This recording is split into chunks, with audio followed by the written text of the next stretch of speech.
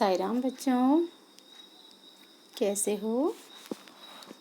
आशा करती हूँ सब अपने अपने घरों में सुरक्षित होंगे और मज़े में होंगे।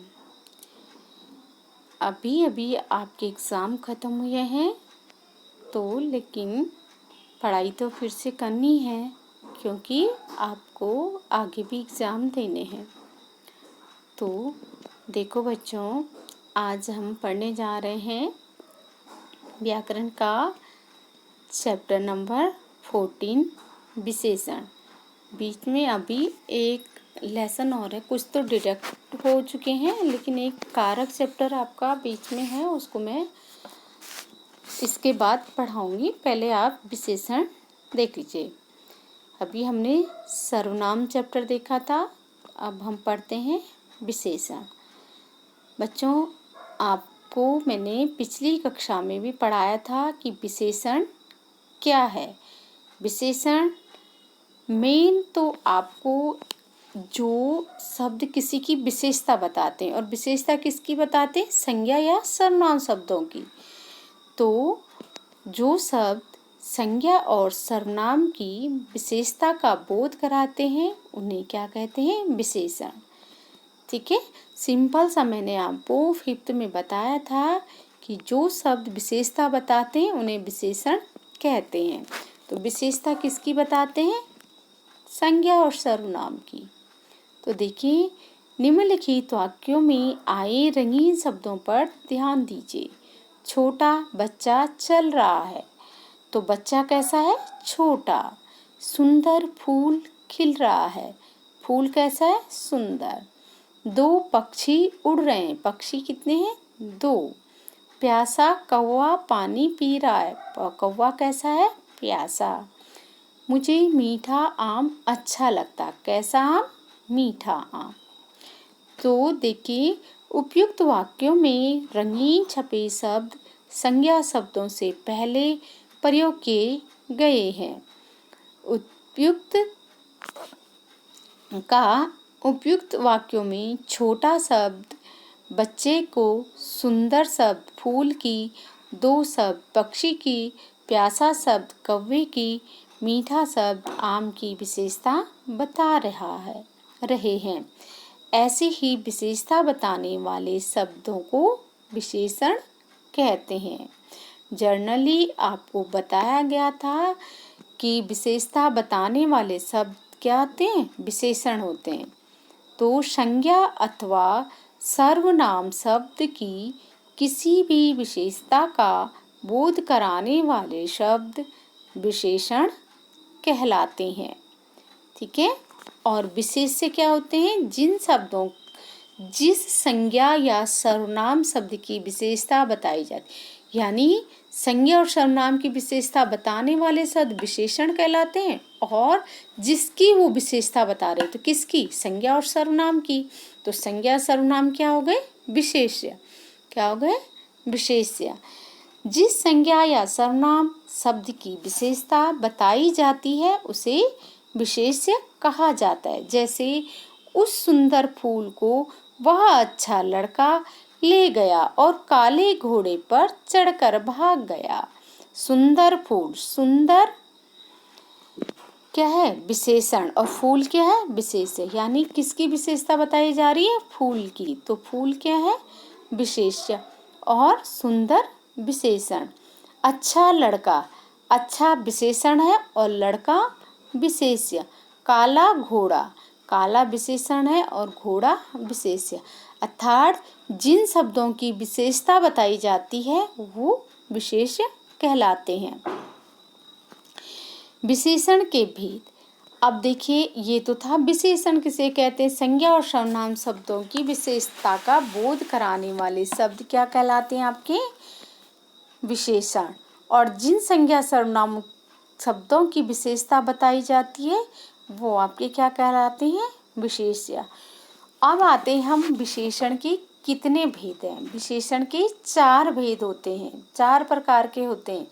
पहला गुणवाचक विशेषण, दूसरा संख्यावाचक विशेषण, तीसरा परिमाणवाचक विशेषण, चौथा संकेतवाचक या सार्वनामिक विशेषण। ठीक है, विशेषण कितने होते हैं? 4। कौन कौन से? गुणवाचक, संख्यावाचक, परिमाणवाचक, संकेतवाचक या सार्वनामिक विशेषण। तो अब आइए पहले गुणवाचक विशेषण क्या होता है? जो शब्द किसी संज्ञा या सर्वनाम के गुण, दोष, रंग या आकार आदि के बारे में बताते हैं वो क्या कहलाते हैं? गुणवाचक विशेषण। जैसे सुंदर फूल, फूल का एक गुण बताया जा रहा है सुंदर। गरम दूध, गिलास में गरम दूध है तो गरम दूध क्या है? दूध की विशेषता, गुण बताया जा रहा है कि कैसा है गुण। दोष, गंदा लड़का, तो गंदा क्या है? उसका दोष है। सफेद रंग का फूल, तो सफेद रंग उसका एक रंग बताया जा रहा है। फूल क्या है? सफेद फूल या लाल फूल। तो इस हरे पत्ते, तो रंग या किसी का रंग बताया जाए तो वो ये सब गुणवाचक विशेषण कहलाते। फिर आता है आपका गुणवाचक में रंग, जैसे लाल, पीला, हरा, नीला, सफेद, जो भी रंग होते हैं वो सारे गुणवाचक में आते हैं। तो स्पर्श, कोमल, खुरदरा आदि ये स्पर्श वाले जो शब्द हैं। गुण, अच्छा, बुरा, सुंदर, सीधा, सच्चा, ईमानदार, चालाक, इस तरह से उसमें आ जाते हैं। स्थान, आकार, छोटा, बड़ा, लंबा, चौड़ा, मोटा, पतला, नाटा, ये सब उसमें आ जाते हैं। स्थान, ऊंचा, नीचा, भारी, भीतर, देश, विदेश आदि ये सब स्थानवाचक में आ जाए, स्थान में आ जाएगा। समय, मौसमी, नया, पुराना, भूत, वर्तमान, अगला, पिछला, दोपहर आदि ये समय में जो भी ये सब किस में आते हैं? गुणवाचक में। कौन कौन से? रंग, स्पर्श, गुण, आकार, स्थान, समय, स्वाद, ये सब गुणवाचक विशेषण में आते हैं। फिर आता है आपका संख्यावाचक। तो संख्या सुन के तो आपको समझ में आ ही गया होगा। संख्यावाचक यानी संख्या, काउंटिंग, 1 2 3 4 5 जो भी होते हैं ये संख्यावाचक होते हैं। लेकिन इसमें भी 2 प्रकार हैं संख्यावाचक में, निश्चित संख्यावाचक और अनिश्चित संख्यावाचक। निश्चित, जब हमें निश्चित संख्या का बोध हो, जैसे एक लड़का भाग रहा है, 3 विद्यार्थी प्रार्थना कर रहे हैं, कुछ बच्चे, अब देखो 3 विद्यार्थी, हमें कन्फर्म है विद्यार्थी कितने? 3, लेकिन कुछ लड़के भाग रहे हैं तो इसमें हमें कुछ भी पता नहीं कि लड़के कितने हैं, तो वहाँ पे अनिश्चित संख्यावाचक, कुछ लड़के, तो हमें नहीं पता। ठीक है, हम प्रतिदिन विद्यालय जाते हैं, प्रतिदिन, प्रत्येक दिन जो भी है, तो कुछ एवं प्रतिदिन शब्द संख्यावाचक, ये सब क्या है? संख्यावाचक विशेषण है। लेकिन इसके 2 भेद हैं, याद रखना। संख्यावाचक विशेषण के भी 2 भेद हैं, निश्चित संख्यावाचक और अनिश्चित संख्यावाचक। जिन शब्दों से हमें निश्चित संख्या का बोध हो वो निश्चित संख्यावाचक विशेषण कहलाते हैं, और जिन शब्दों से हमें किसी निश्चित संख्या का बोध ना हो उसे अनिश्चित संख्यावाचक विशेषण कहते हैं। जैसे जिस विशेषण शब्द में संख्या का तो संख्या का तो अनुमान परंतु निश्चित संख्या का बोध ना हो उसे अनिश्चित संख्यावाचक विशेषण कहते हैं। जैसे कुछ फल ले आओ, थोड़े बादाम गिलास में डाल दो, सभी लड़के बाहर जाओ, कई लड़के इंतजार कर रहे हैं। तो ये सब, इनमें हमें संख्या का बोध तो हो रहा है लेकिन कितनी है वो पता नहीं चल रहा है, तो वो क्या है? अनिश्चित संख्यावाचक विशेषण। फिर आता है आपका परिमाणवाचक विशेषण। जिन शब्दों में किसी वस्तु के नाप तोल का बोध हो, नाप तोल, क्वांटिटी, जो मात्रा का बोध होता है, तो उन्हें परिमाणवाचक विशेषण कहते हैं। जैसे 2 किलो आलू, 3 मीटर कपड़ा, 5 लीटर तेल, थोड़ा नमक। तो ये भी, अब देखो यहाँ पे भी जो परिमाणवाचक है वो भी निश्चित और अनिश्चित परिमाणवाचक होती। जैसे जब हमें पता 2 किलो आलू और कुछ आलू, तो आलू क्या है, क्वांटिटी में होंगे, ये आपके क्या होगा इसमें भी, लेकिन इसमें मात्रा का ज्ञान होता है, जैसे लीटर, किलो, मीटर, इस तरह से हमें इसमें वो नाप तोल की जो मात्रा होती है उसके बारे में पता चलता है, तो परिमाणवाचक है। लेकिन जब हमें निश्चित मात्रा का पता चले तो निश्चित परिमाणवाचक, और जब हमें निश्चित मात्रा का पता ना चले तो वो अनिश्चित परिमाणवाचक क्या होगा, विशेषण होगा। तो ठीक है, संख्यावाचक भी दो प्रकार के, निश्चित संख्यावाचक विशेषण और अनिश्चित संख्यावाचक विशेषण। ऐसे ही परिमाणवाचक जिसमें नाप तोल का पता चलता है तो वो परिमाणवाचक है, लेकिन ये दो प्रकार के, निश्चित परिमाणवाचक और अनिश्चित। जैसे जो विशेषण संज्ञा की निश्चित मात्रा, नाप तोल आदि का बोध कराए वो निश्चित संख्यावाचक विशेषण कहलाते हैं। जैसे 5 किलो आलू, 1 क्विंटल गेहूँ आदि। फिर उसी तरह से अनिश्चित क्या है, जो कुछ विशेषण संज्ञा शब्द के परिमाण का बोध तो कराते हैं किंतु उनकी निश्चित परिमाण का बोध नहीं होता। ऐसे विशेषण को अनिश्चित परिमाणवाचक कहते हैं। जैसे थोड़े फल, बहुत दूध, कुछ फल या थोड़े फल, इस तरह से जब होता है तो अनिश्चित परिमाणवाचक विशेषण होता है। फिर आता है आपका चौथा, संकेत या सार्वनामिक विशेषण। क्या आता है, संकेत या सार्वनामिक विशेषण। तो इसमें क्या होता है आपका, संकेत या सार्वनामिक विशेषण में आपका आता है, कभी कभी सर्वनाम शब्दों का प्रयोग विशेषण की तरह किया जाता है। क्या है, सर्वनाम शब्दों का प्रयोग क्या होता है, विशेषण की तरह किया जाता है। ऐसी स्थिति में सर्वनाम शब्द किसी संज्ञा की ओर संकेत करते हैं, उन्हें सार्वनामिक या संकेतवाचक विशेषण कहा जाता है। किसी ऐसे सर्वनाम शब्द जो किसी संज्ञा शब्दों की ओर संकेत करते हैं तो वो संकेतवाचक या सार्वनामिक विशेषण कहलाते हैं। यानी होता वो सर्वनाम का शब्द है, लेकिन वहाँ पर वो संज्ञा के लिए विशेषण का काम करता है, तो वो क्या होता है, सार्वनामिक विशेषण।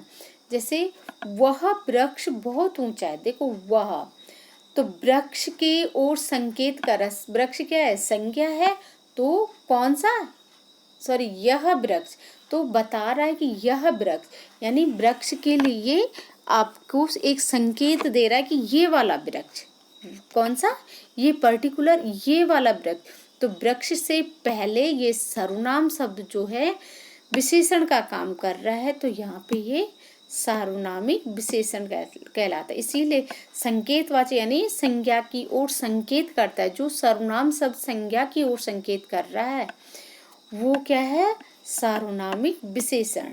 ठीक है, इस डिब्बे में 10 किलो तेल है, तो इस डिब्बा क्या है, सर्वनाम है, डिब्बा क्या है, सर्वनाम। और यह इस क्या है, इस एक सर्वनाम शब्द है, डिब्बा संज्ञा है और इस क्या है, सर्वनाम शब्द।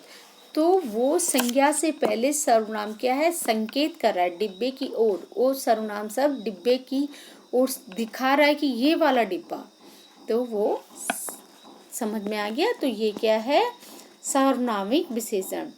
उस लड़के को मेरे पास भेजो, किस लड़के को, उस लड़के को, लड़के की ओर, लड़का क्या है, जातिवाचक संज्ञा है, और संज्ञा से पहले जो सर्वनाम शब्द मतलब उसकी ओर संकेत कर रहा है, संज्ञा की ओर संकेत कर रहा है कि उस लड़के को मेरे पास भेजो, तो वो आपका क्या कहलाएगा, सार्वनामिक विशेषण।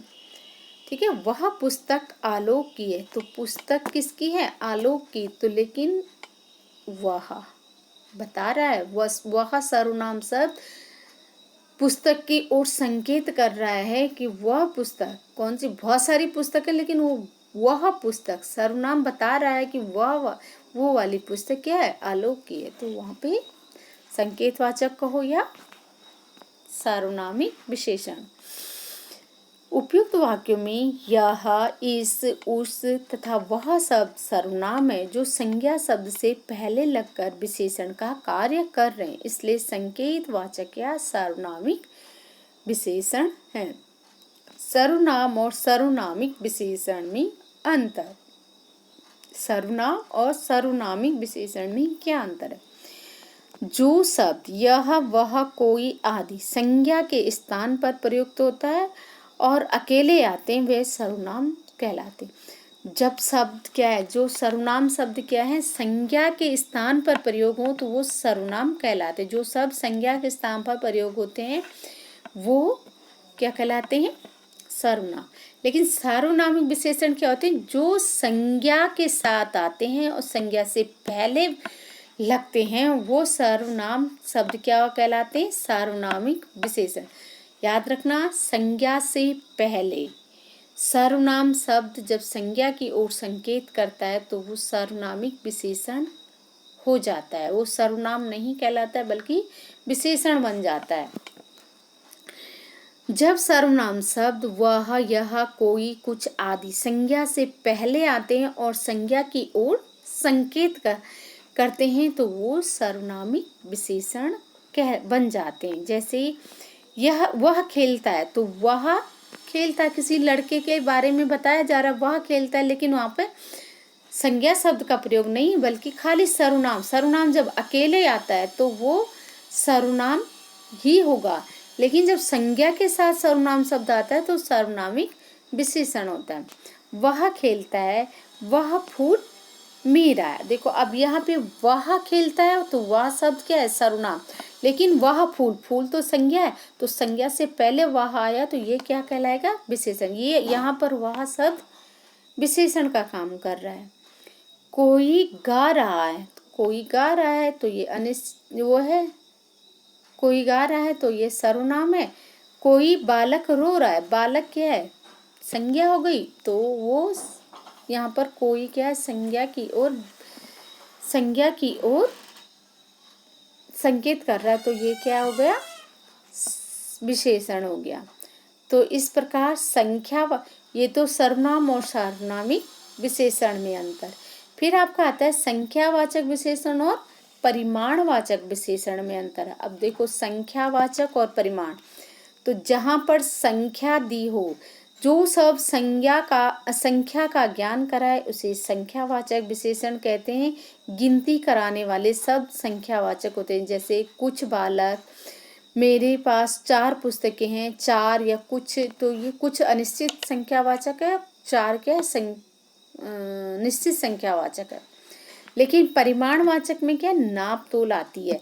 जिस वस्तु की नाप तोल की जा सके उससे उनके वाचक शब्द क्या कहलाते, परिमाणवाचक विशेषण कहलाते। जैसे 2 लीटर पानी गिर गया, थोड़ा सा पानी नीचे गिर गया, तो पानी क्या है, काउंटिंग गिनती में नहीं आ रहा, 1 2 3 पानी क्या है, लीटर में आएगा, तो ये क्या है, थोड़ा सा पानी, तो लीटर का काम करेगा, नाप तोल का काम करेगा, तो ये परिमाणवाचक में। जहाँ नाप तोल की बात आएगी वो परिमाणवाचक होगा, जहाँ काउंटिंग की बात आएगी, गिनती की बात आएगी, वो संख्यावाचक होगा।